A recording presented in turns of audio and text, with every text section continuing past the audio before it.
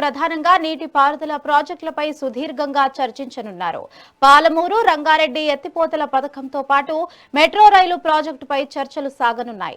అలాగే వర్షాకాలం నేపథ్యంలో తాగునీటి సరఫరా, వ్యవసాయ కంటింజెన్సీ ప్లాన్, మూసీ పునరుజ్జీవం, అసెంబ్లీ వర్షాకాలపు సమావేశాల నిర్వహణపై కీలక నిర్ణయాలు తీసుకోనుంది.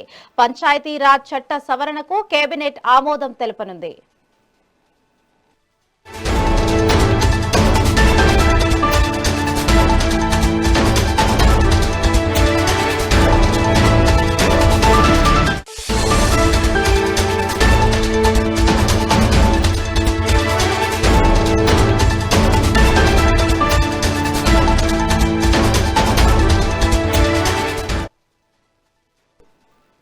సీఎం రేవంత్ రెడ్డి అధ్యక్షతన ఇవాళ కేబినెట్ సమావేశం కాబోతోంది. ఈ భేటీలో ప్రధానంగా నీటిపారుదల ప్రాజెక్టుపై సుదీర్ఘంగా చర్చించబోతున్నారు.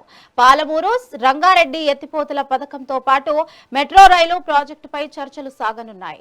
అలాగే వర్షాకాలం నేపథ్యంలో తాగునీటి సరఫరా, వ్యవసాయ కంటింజెన్సీ ప్లాన్, మూసీ పునరుజ్జీవం, అసెంబ్లీ వర్షాకాల సమావేశాల నిర్వహణపై కీలక నిర్ణయాలు తీసుకోనుంది. పంచాయతీరాజ్ చట్ట సవరణకు కేబినెట్ ఆమోదం తెలపనుంది. ఇక దీనిపై మరింత సమాచారం మా ప్రతినిధి నరేష్ అందిస్తారు. నరేష్, చెప్పండి.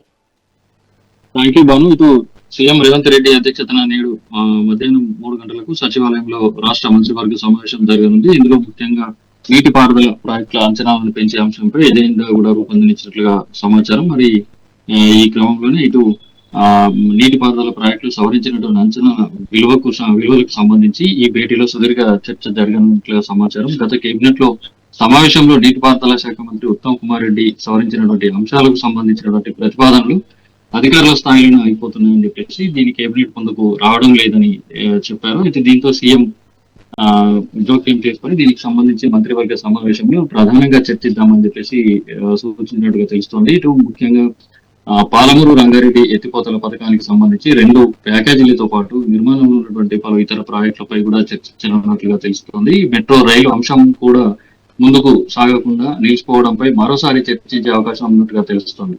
అయితే కేంద్ర ప్రభుత్వం ఎస్బీఐ క్యాప్ మొదటి దశ ఆస్తుల విలువ మదింపు, L&T నుంచి టేక్ ఓవర్ చేయడం, 2వ దశకు అయ్యేటువంటి వ్యయ అంచనాలు, అలాగే రుణాలు తక్కువ వడ్డీకి తీసుకునేటువంటి అంశంలో ఇటు దీనికి సంబంధించినటువంటి నిషేధం ఇవ్వాల్సి ఉంటుంది.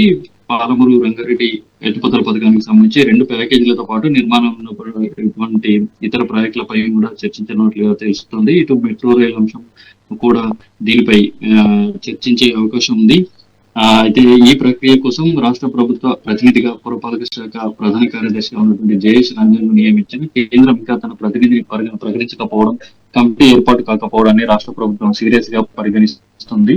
ఈ నేపథ్యంలో దీనిపై కూడా చర్చించే అవకాశం ఉన్నట్టుగా తెలుస్తుంది. దాంతో పాటు ఎల్లిన ప్రభావంతో వర్షాలు లేక రిజర్వాయర్లు అడుగుతున్నటువంటి నేపథ్యంలో భవిష్యత్తులో తాగునీటికి ఎలాంటి ఇబ్బందులు కూడా రాకుండా తీసుకోవాల్సినటువంటి ముందస్తు జాగ్రత్త చర్యలు ఏవైతే ఉన్నాయో వాటిపైన కూడా చర్యలపై కూడా చర్చిస్తూ వ్యవసాయ కంటింజెంట్లు ప్లాన్ ను అమలు చేయడానికి తీసుకోవాల్సినటువంటి చర్యలపై కూడా చర్చించే అవకాశం ఉంది.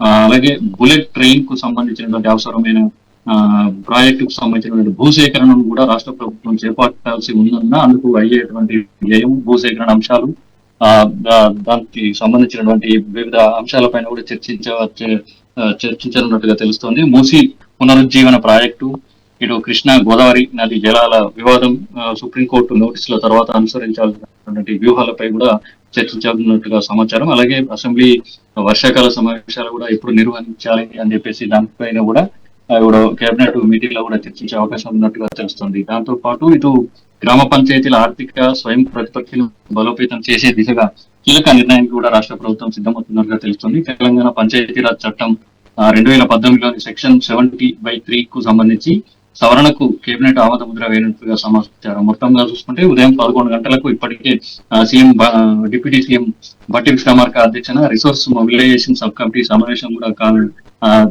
కానుంది. ఇప్పుడు దీనికి సంబంధించి పురపాలక శాఖతో పాటు టీజీఐఏసీ ఒక్కో శాఖ ప్రతి నెల భూముల అమ్మకాల ద్వారా కనీసం 1000 కోట్ల ఆదాయం ప్రభుత్వ ఖజానాకు జమ చేసేలా కార్యాచరణ రూపొందించాలని చెప్పేసి దానికి ప్రణాళిక కూడా సిద్ధం చేయాలని చెప్పేసి ఆదేశించనున్నారు.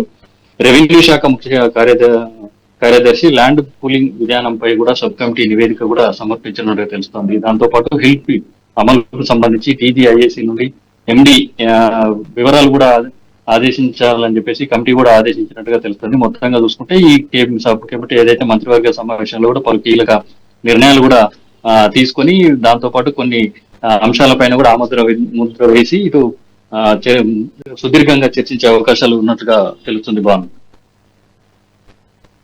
Thank you.